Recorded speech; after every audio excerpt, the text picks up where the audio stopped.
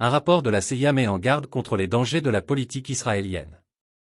La CIA note que Benyamin Netanyahou a fait pratiquement le consensus contre lui, en Israël et ailleurs, au fil des plus de 5 mois de guerre contre la bande de Gaza. La Central Intelligence Agency, CIA, estime que la carte Netanyahou à la tête du gouvernement israélien est consommée et que la possibilité de le voir camper plus longtemps. Les premiers rôles politiques au sommet de l'État hébreu est de moins en moins viable.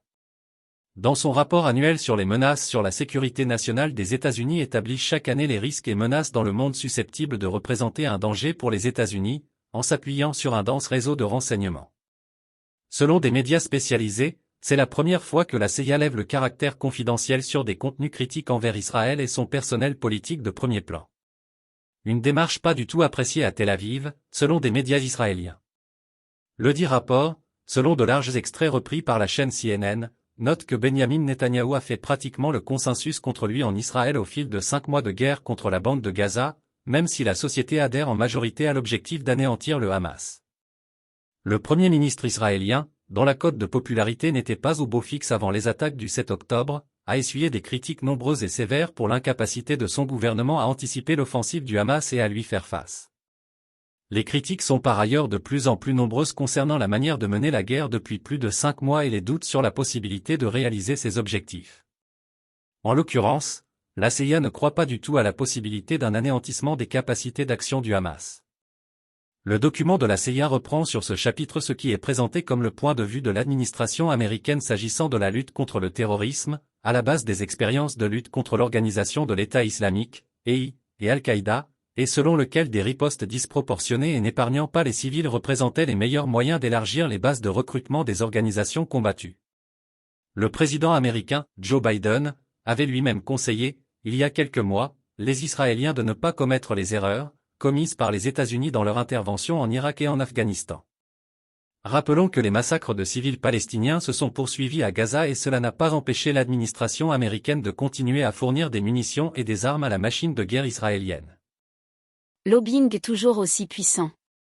En tout état de cause, le récent rapport de la CIA suggère que la menace terroriste, non seulement n'est pas écartée par la guerre contre Gaza et ses méthodes, mais qu'elle déborde désormais pour s'étendre jusqu'aux États-Unis, alliés inconditionnels de Tel Aviv, où l'on signale une augmentation substantielle du risque attentat.